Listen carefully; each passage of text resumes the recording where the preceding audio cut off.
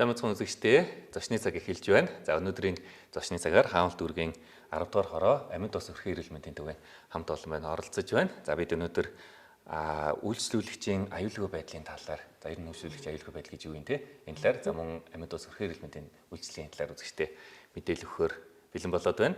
За тэгэхээр энэ төрөнд за амьд ус өрхийн эрүүл мэндийн төвийн дарга туул танилцуулъя. За та тэгэхээр хамт олоноо танилцуулаач. За тэгээд ер нь бас амьд ус өрхийн эрүүл мэндийн төвийн ажиллагааны талаар үзэгчдээ ерөнхий мэдээлэл өгөөч тийм үү?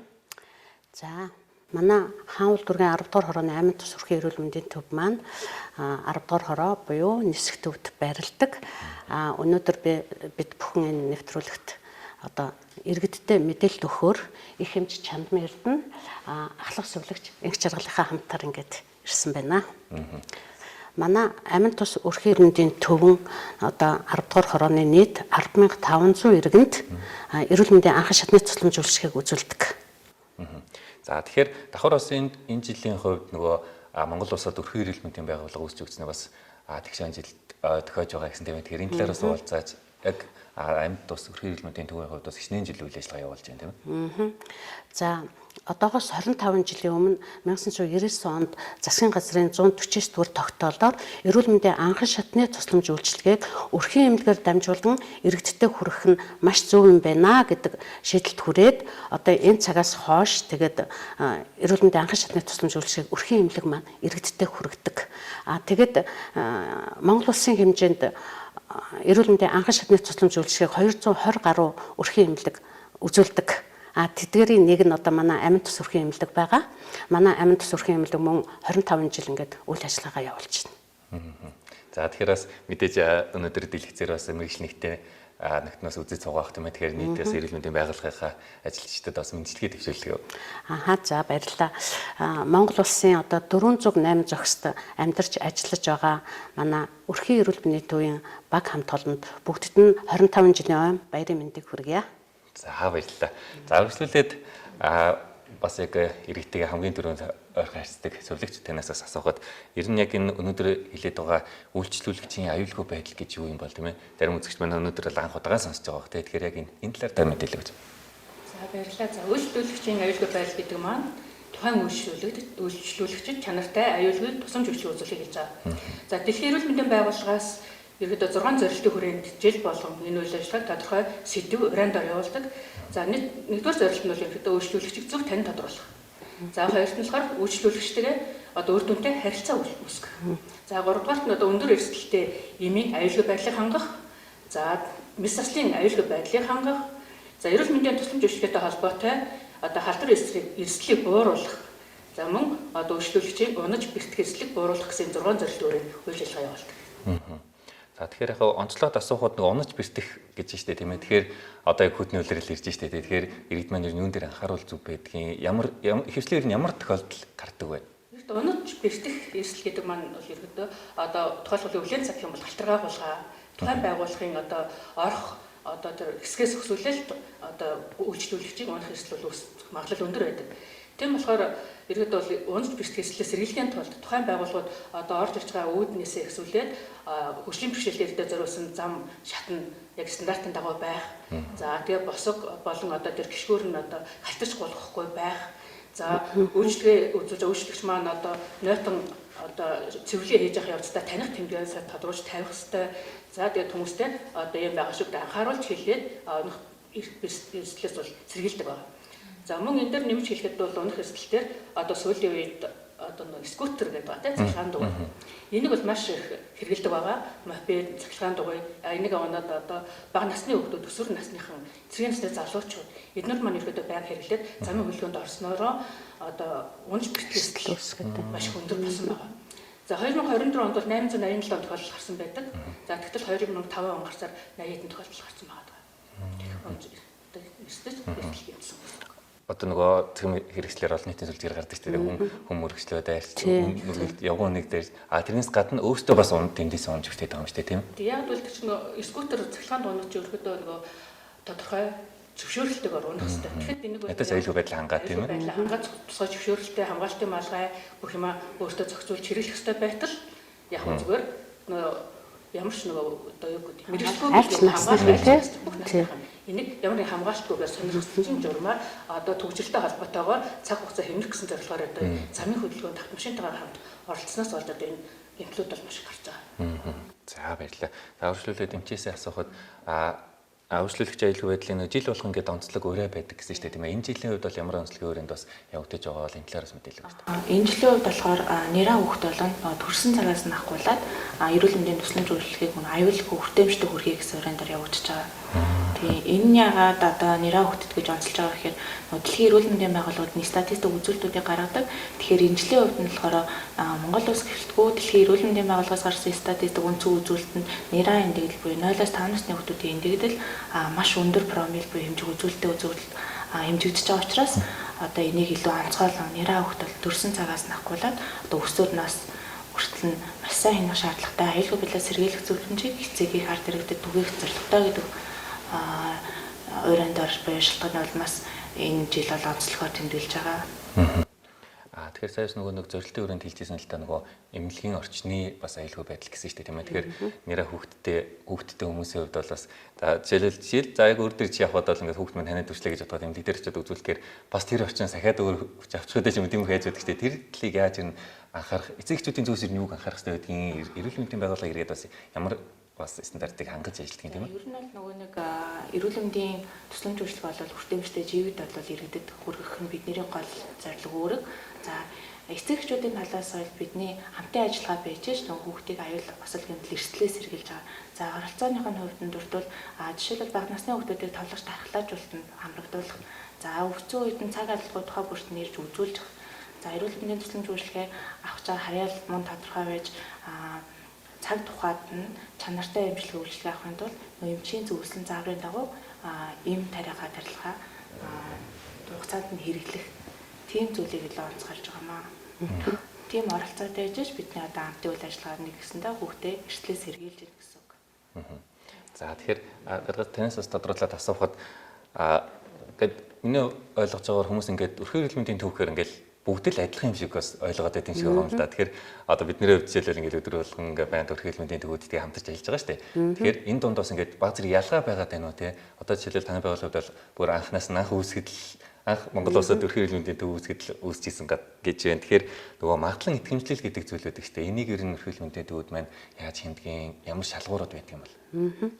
Ер нь бол бидний хамгийн эрхэм зорилго бол тухайн иргэдтэй тусламж үйлчлэгээ чанартай тэгш хүртээмжтэй хүргэх нь хамгийн гол зорилго байдаг.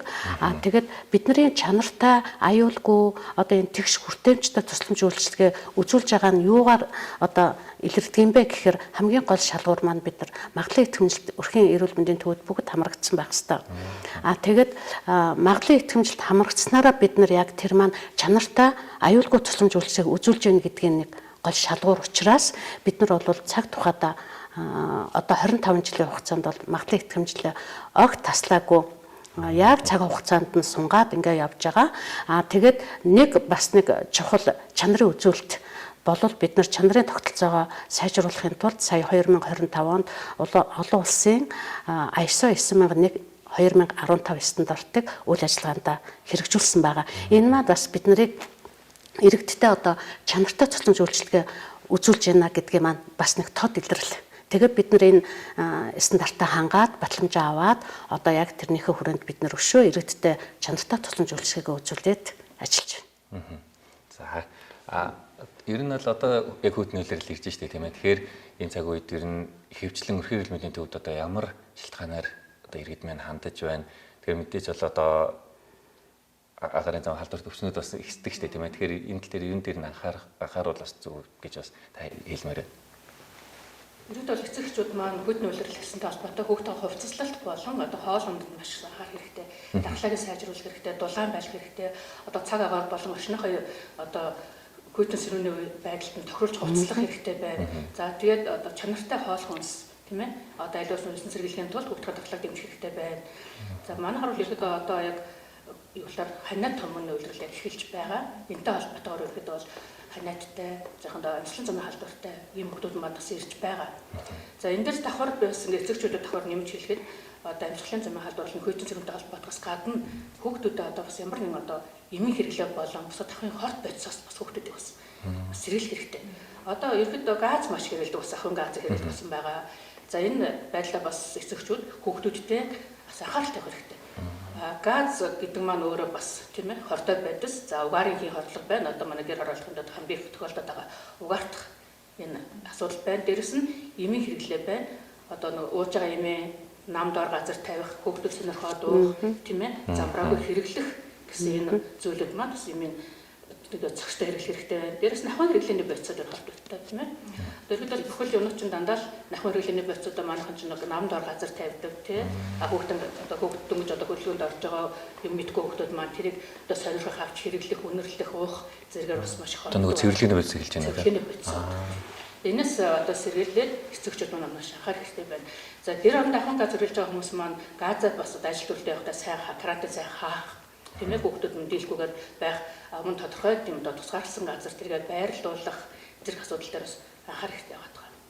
Тэднийг маань яг нөгөө өсвөр насны хүүхдүүд, залуучууд, зэргийн цэцэн залуучууд тэд нар маань үнэрлэх бас тийм бас юм маш их байдаг. Ягаад гэвэл тэрийг үнэрлэлээ тодорхой хэмжээгээр одоо орчноосоо татдаг юм асуурч гэдэг юм уу тэр байсан тал руу бас орох тохиолдол маш их байдаг. За эмчээсээс асуумар санагдлаа нэг ханаа томооны үйлрэл эхэлж байгаа холбоотой. Одоо жишээлбэл би одоо өөр төр жишээ аваад бага насны хүүхдтэй. Тэг хүүхд маань ингээд хүн болгоно л ийм тохиолдол санагдаад байхгүй юу? Хүүхд ингээ өнөд нэг өдөл босож чинь жоохон цэртэй байна тийм нэг ханиалганы ихний шинж тэмдэг илэрээд эхэллээ шүү дээ. Гингүүтлэн шууд имлэг орох хэрэгтэй юм уу? Эсвэл нэг ойр зургийн одоо хүн болгоны мэддэг юмнууд байдаг шүү дээ. Цэр хохлох ч юм уу, ханиалга дарах ч юм уу. Тэр бол ингээ айл болгонд байгаа шүү дээ. Тэрийг шууд гэртээ хэрэглээд тийм нэг харах хэрэгтэй юм уу? Ер нь одоо та ямар зөвлөгөө өгөх вэ? За нөгөө бидний нөгөө аюулгүй тусламж үйлчлэгээд байгаа чи яг энэ байхгүй юу? Нөгөө иргэн өөрөө дуур мэдээж тэр хүүхдэд эмчилгээ зөвлөх биш. За эрүүл мэндийн хамгийн ойр барилга нь бол нөгөө нэгж болгон гэдэг өрхийн эмнэлэг дээрээ түргэн шуурга очихоо. За энэ дундаа нөгөө хүүхдийн аюултай ерөнхий шинж гэж бас байдیں۔ За дарах эзэн утаснараа бөөлжих, өндөр халуурах зэрэг. За энэ шинжүүд илэрхийлэн бол яаралтай түргэн тусламж дуудах. За мөн өөр төрхөн байлаа харьяа өрхийн эрүүл мэндийн төв дээр очих. Ингэснээрээ эмч тухайн хүүхдийг үзэж үнэлээ, зөв онш, эмчилгээ бичнэ. За нөгөөтэйгээр асран хамгаалагч эцэгчүүдэд шаарддаг нь бицэн эмийн эмчилгээг хариуцлагатаар авч өгөө зөв цагт нь зөв цагаар нь өгөх нь их чухал байгаа. Тийм тэгжээж бидний одоо хамтын үйл ажиллагааны донд хүүхэд нөө эрсдэлгүй аюулгүй мөн эдгэрэл хурд явагдана л гэсэн. Тэгээд бас нэг асуудал ингээд за эцэгчүүд мөн ингээд хүүхдэд анхаарлаа гэж бодъё тийм ээ. Тэр одоо нөгөө цэцэрлэг орсон байгаа үед цэцэрлэгт нөхөх хэцүү гэртээ байх хэцүү байдаг шүү дээ. Тэгэхээр яг дархлаа дэмжихүүднээс ер нь юун дээр анхаарах хэрэгтэй вэ?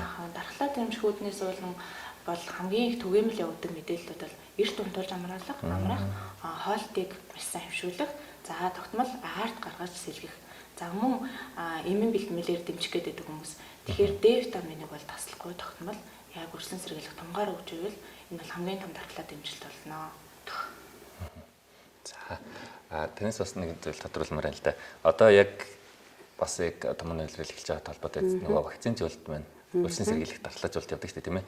Тэгэхээр энэ дээр эцэгчүүд бас олон төрлийн үзэл бодолтой байдаг. Зарим нь бас сөрөгдөлтэй ч юм уу тийм. Тэгэхээр энэ талаар та яг ингээд нэг нэгдсэн бас нэг тодорхой мэдээлэл өгөөч.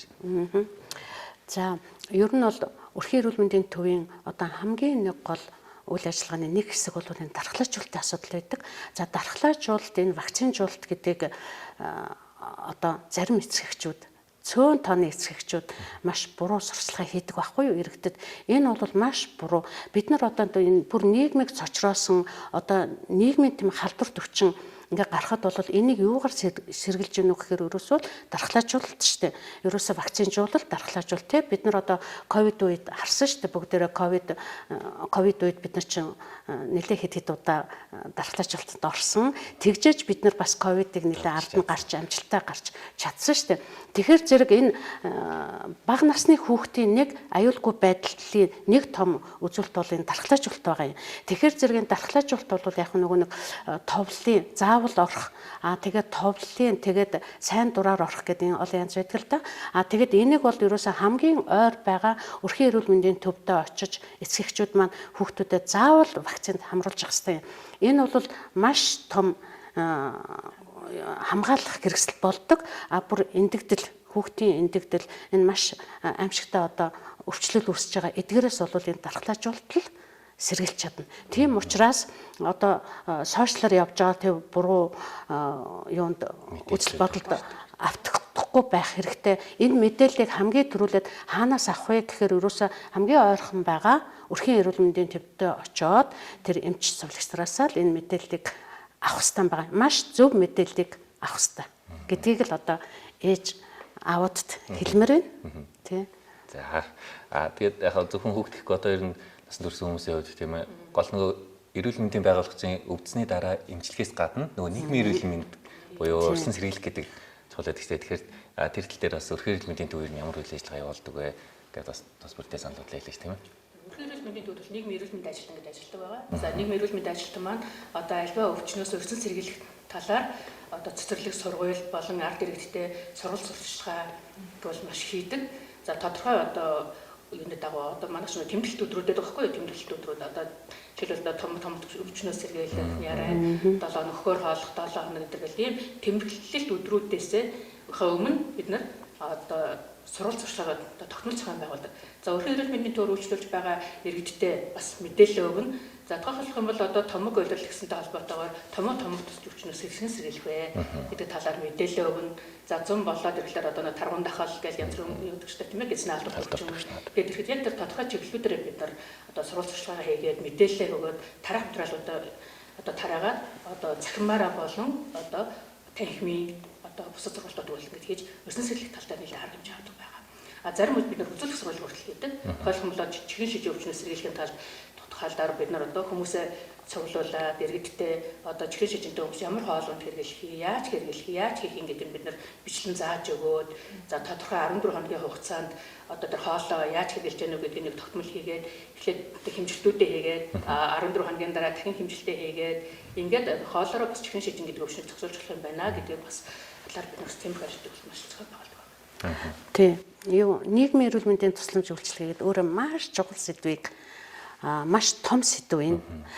Энийг бас хүндэж тавьж байгаа. Энэ бол маш чухал. Тэгээд одоо 6 жилийн өмнө 2019 онд нийгмийн эрүүл мэндийн тусламж үйлчилгээг талаар хууль батлагдсан байгаа. Тийм. Тэгээд тэрнээс хойш нийгмийн эрүүл мэндийн тусламж үйлчилгээ маань бас яг энэ хуулийн хэрэгжилт яг бүрэн хангалтсангүй үгүй байгаа. Тийм.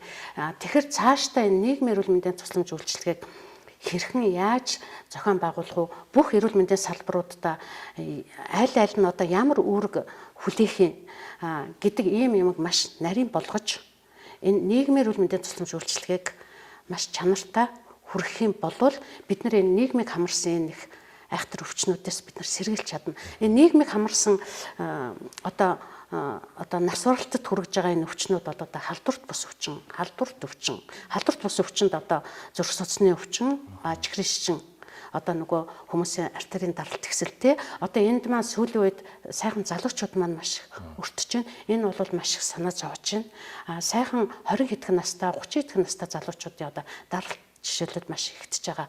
Гэх мэтлэн ийм бас асуудлууд байна. Тэгэхээр зэрэг бид нар нийгмийн эрүүл мэндийн тусламж үйлчилгээг маш сайн иргэдтэй хүргэснээр энэ тусламж үйлчилгээ маань улам сайжирч одоо халдвар тус өвчнөөс сэргийлэх, эндэгдлээс сэргийлэх ийм арга хэмжээнд одоо маш чанартай явагдах юм байна. За тэгэхээр яг уусаад өнөөдөр ингээд бидний ярилцаж байгаагийн гол зорилго нь тийм шүү дээ, тийм ээ. Нэг хүн ч болоо өнөөдөр нэг юм хэрэгтэй мэдээлэл аваад бас амьдралдаа хөвшүүлээсэй, тийм ээ. Тэгэхээр яг одоо насан турш хүмүүсийн хувьд бол өрхийн эрүүл мэндийн төв дээр хөвчлэн одоо жишээлбэл жилснээр халдварт бус өвчний хөвчлөл ямар өвчнөд дийлэхээ зон эхэлж байна, тийм ээ. Тэрнээс бид нар сэргийлэхийн тулд ер нь юуг анхаарах хэрэгтэй. Яг та бүр нэг зүйлийг онцлоод хэлвэл яг энэ зүйлийг амьдралдаа хөвчлөл болгочвол зүгээр юм да гэж одоо яг энэ чинээд бодож явж байгаа зүйл. Ерөнхийдөө бол эрүүл мэндийн төвөөр үйлчлүүлж байгаа за дундаж үзлэг нэг 50-аас 70 хүний үзлэг байдаг. За тэгээд тэр дундаад тэдгээрийн ер нь бол 80-аас багагүй юм бол дандаа зүрх судас буюу артерийн даралт ихсэн. Энэ бол хамгаалдаг. Тэгэхээр энэ үүнээс сэргийлэхийн тулд хэдүүлээ маш сайн идэвхтэй хөдөлгөөнийг бий зөвлөж байна. За мөн давсны хэрэглээ, өөх тусны хэрэглээг тааруулж багасгаж хэрэглэх нь бол хамгийн гол эрсдлийг бууруулж байгаа зүйл юм аа. Тийм зөвлөгөөг л маш сайн хэрэгддэг хүргэе төвье гэж боддог. Тэрнээс надад давс өөх тос гэж байна шүү дээ. Яг бүр та нэгийг онцлооч. Яг ямар сөрөг үр дагавар байгаа. Тэрнээс болоод ингээд давс юм уу тосыг өгцөөг аль нэг хэрэглэхгүй байснаар одоо яах юм тийм. Яг тодорхой хэмжээнд хүний биед нөгөө бага навтралтай липопротеин буюу өөх тос хэрэглэнүүд бол байдаг. Гэхдээ тэр тун хэмжээ ихтгэхээрээ бид нарт одоо нөгөө захын судас болон том судснуудын дотороор явагддаг. Өөгцсний хэмжээ нь өндөр гараад тэр нь нөгөө артериа склероз буюу одоо судасны ханд бөглөөд тэгээ бөглөрснөөс болоод нөгөө харвалт юм уу даралгсэл дээр хүндэрж байгаа өвчлүүд түргээд байгаа гэсэн. Тэгэхээр чанартай буюу хансан өөх тосыг зөв хэмжээгээр хэрэглээдээ зохицуулж хэрэглэх нь хамгийн чухал байгаа. Тэгэхээр та бүр ингээд гоё тодорхой хэлж байгаа шүү дээ. Одоо ингээд хүн бол одоо жишээлбэл одоо тэр мөдөгч маань хансан өгтөс гэж яг юу юм мэдэхгүй байгаа. Өөхийг яг тогтмол одоо ингээд зохистой хэмжээгээр хэрэглэн гэхээр одоо яг ямар хэмжээгээр юм те ямар өөхийг ингээд одоо би жишээлбэл ингээд огт өөх хэрэглэдэггүй байсан байхгүй юу. Тэгэл жишээлбэл бас тэрнээс гадна давхар нүглийн цай авахгүйс болоод ингээд гинт нэг өдөр зөвсөвддөг ч юм уу те тэрнээс болоод өөхтөөс чухал юм байна гэд ойлгож эхэлж байгаа байхгүй юу. Тэр энэ талаар тэ яг тодорлоо гэж. Өөх тосыг хэрэглэх гэхээр нэг хоолоо өөхгүй болго, тосгүй болго, аргу болго гэсэн үг биш. Тэгэхээр ерөнхийдөө нэг хоногийн тун хэмжээ гэж байдаг. За тэрийг болохоор нийгмийн эрүүл мэндийн талаас бол хоол зүйчнэр маань илүү их задлж тайлбарладаг. За бидний хэрэглэн гэх юм бол хамгийн сайн өөх тосыг одоо халаахад төсвөртэй оливын тос гэж үзэж байгаа. За энийг хоолндоо бол хэрэглэхэд бол эрсдэл байхгүй. За тэгээд давсны хэрэглэг бол өдөрт хоногийн тун насан турш 5 г гэж үздэг байхгүй. Тэгэхээр 5 г зүйл чинь өдрийн 3 хоолноос агуулмжинд нагуулна. Тэгэхээр зарим хүмүүс жишээлбэл нөгөө бүс нутгийн онцлогоос хамаарат одоо баруун ангилалд хэрэглэдэг гэдэг шүү дээ. Тэр чинь хүн бас нэг буруу зүйл бол биш. Яг л үдэн бодит амьдрал бидний судалгаан дээр амьдралын хэм маягт нөлөөлөд байгаа тэр аахгүй юу?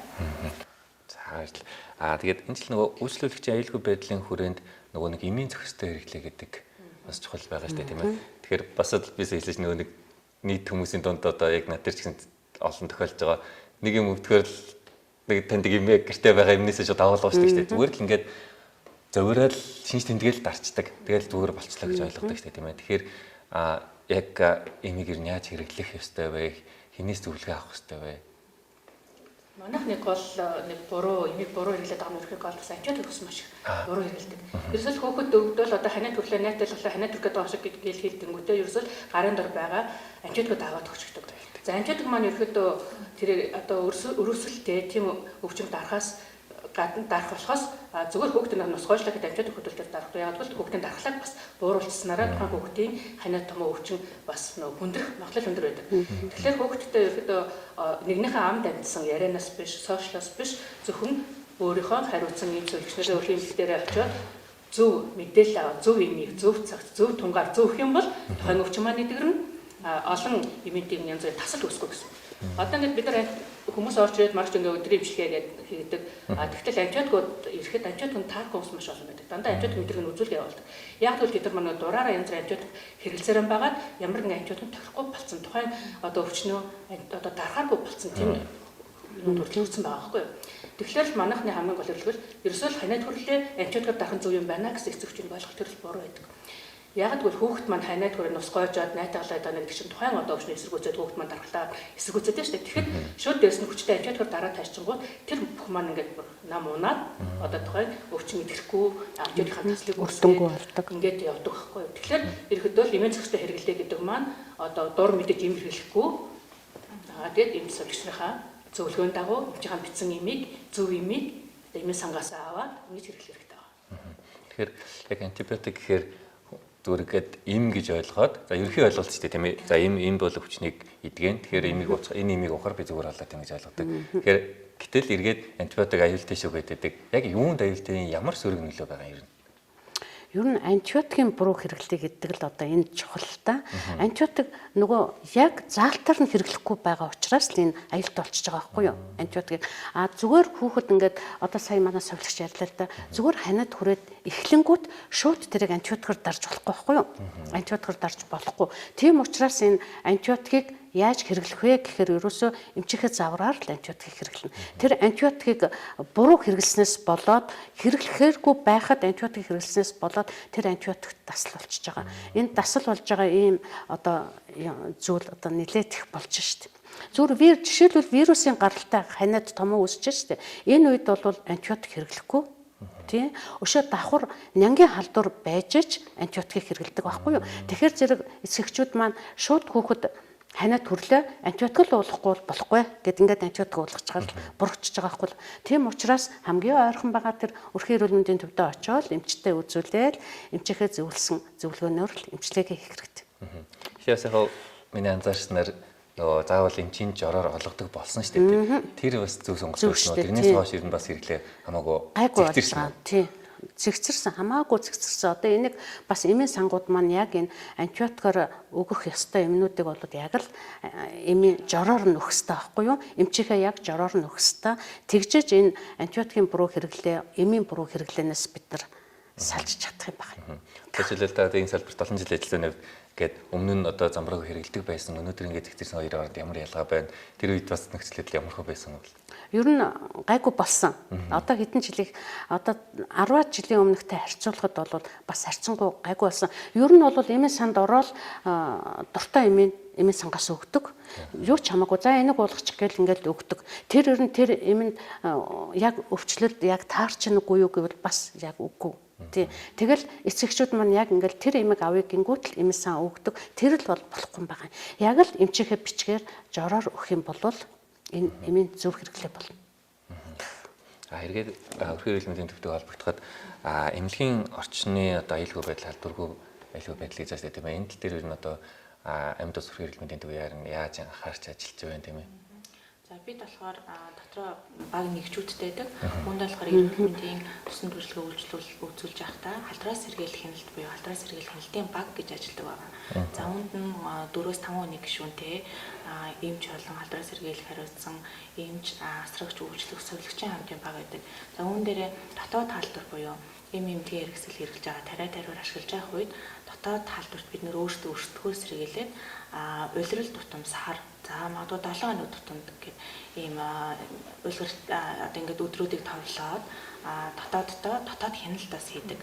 За ингэснээр болохоор энэ аюулгүй байдал хэр ингээд одоо явагдаж байна тий алдаа төдөлгөө явагдаж байна эртлээс өөрсдөө сэргийлж чадж байна уу гэдгийг бол хангадаг гэсэн. За тэгэхээр нөгөө 2 дугаар шилэл 3 дугаар шилэл эртний эмчилүүлэгчтэй газар маань болохоор нөгөө төрөний зорилтод орсон мэдслийн аюулгүй байдал гэдэг талаар бас нөгөө өөрсдийнхөө үйл ажиллагаанд бас тусгаж байдаг. Манай болохоор халдвараас сэргийлэлтийн баг ажиллаулаад тухайн дотоод халдвар үүсэх эрсдлээ сэргийлж л бол ажилтгаа гэсэн үг. Тийм. Одоо ингээд түрүүнээс хойш бид нэг л иргэдэг хүмүүсийг үйлчлүүлэгч гэж ярьлаа шүү дээ. Нэрээ одоо энд хэлж байгаа та бүхэн маань хүртэл бас адилхан л хүн шүү дээ тийм ээ. Тэгэхээр одоо таны ч гэсэн ингээд салбарт олон жил ажилласан байх. Энэ хугацаанд ингээд яг ийм халдвар авах тохиолдол байдгүй. Энэ бас яг энэ мэргэжлийн бас хүнд хэцүү тал юм болоо тийм ээ. Ингээд сувилагчдын хувьд бол одоо эрсдэл ихтэй. хатгалцсан төртгөөс бас байдаг. Тэрнээс бид нар хамгийн гол нь одоо үйлчлүүлэгч болон өөртөө хамгаалах хэрэгтэй. Тэгэхээр нэг хувийн хамгаалалт одоо тэр стандартын дагуу тусламж үйлчлэгээ зөв үзүүлэх юм бол бид нар эрсдлээс хамгаалж чадна өөрсдөө болон тухайн үйлчлүүлэгч гэсэн үг. Тэгэхээр одоо ямар стандартын дагуу ямар тусламж үйлчлэгийг яаж хийх вэ? Тариагаа яаж хийх вэ гэдэг маань ерөөсөө стандартын дагуу зөв хийх юм бол бид нар өөрсдөө болон сэргийлж чадна. Ямар нэгэн халдвараас хамгаалж чадна. Тухайлбал бид нар одоо хүн тарьж байгаа түүнийхээ зөв тариутгаа зөв харьцах хэрэгтэй. Хэрэг буруу харьцаа санамсаргүйгээр одоо хатгалтанд төрчих юм бол магадгүй тухайн хүмүүс ямар нэгэн вирусын халдвартай байх бол өөрөө тэр халдварыг авах эрсдэл өндөр байдаг. Тийм болохоор ерөөдөө бол сувилагчнууд яг үйл ажиллагааг ингээд гардан хийдэг учраас эрсдэл өртөх тохиолдлууд бас өндөр байдаг. Тэр бүгдээс бид нар тусламж үйлчлэгээ үзүүлэхдээ аль талаар баримтлаад стандартын дагуу одоо зөв шиврээс бусад одоо гардан хийх үйл ажиллагааныхаа тоног төхөөрөмжтэй зөв харьцаж бид нар өөрсдөө эслээс хамгаална. За баярлалаа. Мэдээж ингээд энэ олон жилийн туршид бүх стандарт бүх зүйлсийг хангаж ийж одоо энэ хүртэл ингээд амжилттай явж ирлээ шүү дээ тийм ээ. За ингээд нэвтрүүлгийн цаг ус өндөрж байна. Та бас ингээд үзэгчтэй бас хамтдаж хэлүүгээ байл. Тийм ээ. За баярлалаа. За тэгээд бидэд бас энэ иргэдэд өгч байгаа бидэдийн энэ мэдээлэл иргэдэд маань хүрээсэй. Одоо иргэдтэй үзүүлж байгаа анхан шатны тусламж үйлчлэгээ байна. Аюулгүй чанартай байгаасаа тэхийн тулд бид нар иргэдтэйгээ ээж аваатайгаа одоо бусад тухайн хороонд үйл ажиллагаа явуулж байгаа бүх байгууллагуудаа бид нар бас хамтарч ажиллах энэ үйл ажиллагаагаа улам бас чанаржуулах ёстой гэж бодож байна. Тэгээд лайк телевизийн хамт олон та бүхэнд бас маш их баярлалаа. За баярлалаа. За баярлалаа. Гэхдээ энэ түрээд өнөөдрийн зочны цаг өндөрлж байна. Дараагийн дугаараар иргэ уулзлаа. Түр баяртай.